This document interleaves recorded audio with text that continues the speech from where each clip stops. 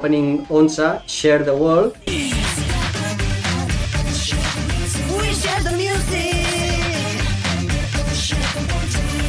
Tornen a cantar els mateixos que abans i el David González. Crec que és una de les cançons com més exigents.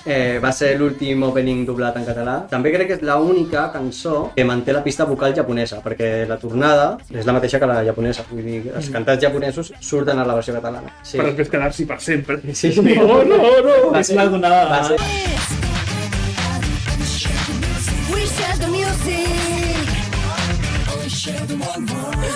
Jo pensava que era el David. No, això és japonès. Sí que el David canta per sobre a vegades, però tot això que és així veus distorsionada d'acords són els japonesos. I com a últim apunt, és irònic que la cançó digui Share the Music, sent l'última cançó que es va doblar per Keto Gay. Doncs aquí acaba el viatge aquest per les cançons en català de One Piece.